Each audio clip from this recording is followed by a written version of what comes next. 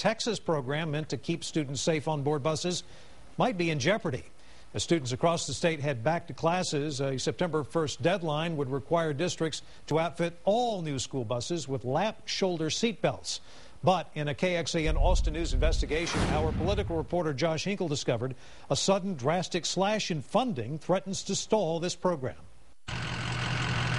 March 29th, 2006. Two people from the bus. Please hurry. A day of devastation for the town of Beaumont. To entrapment. One that would forever change the lives of families, friends, and survivors. Ashley was 16. A bus full of high school girls on their way to a soccer game slid off a rainy highway. The emotions of learning that your daughter won't come home are overwhelming. Brad Brown lost his daughter Ashley that day. Her friend Alicia Benora also died in the rollover.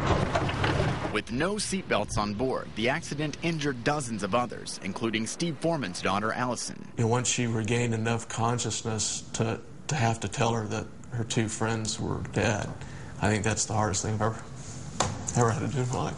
I'm certain that had the bus been equipped with lap shoulder belts, Ashley would have survived, and many of the other girls would have escaped serious injury. With that thought, those men and other parents went straight to Texas lawmakers, and their plan worked. The very next year after that accident, the state passed a law to require all school buses to have a three-point belt, like the one in your car.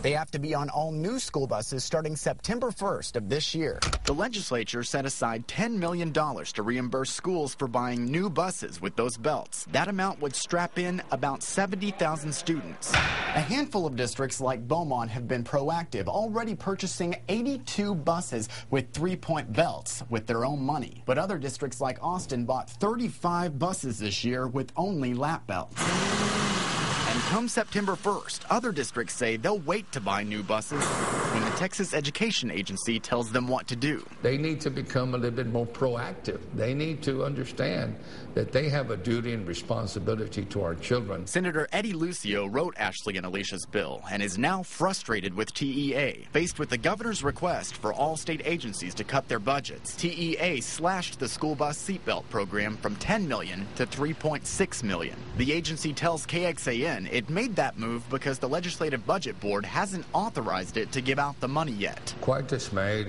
at TEA's response and question at this point their credibility. TEA is now recommending the law become voluntary. Districts choosing to buy new buses could apply for grants instead, virtually destroying Lucio's intent. For someone at TEA or any other agency saying different of what this issue should be, in their opinion, they're out of line. Cut a program 65%, that's outrageous. What we went through with so much purpose was for nothing. Brown and Foreman say now they're ready to fight, wanting to make sure the law mandates three-point seatbelts on all new school buses in the future. Parents expect better. Parents expect better. Those parents are still hopeful this program might pull through. The Legislative Budget Board tells KXAN it plans to send that authorization letter to TEA this week so it can start giving out what money might be left. And although no one from TEA could go on camera with us, the agency did send us this statement. It says the safety of our students remains among TEA's highest priorities, whether our students are on a school bus, in a classroom, or at a school-sponsored event. Senator Lucio says it doesn't sound like TEA is living up to that. In our interview with him, he called for the dismissal of whoever's trying to derail the program at TEA. In the studio, Josh Hinkle, KXAN, Austin News.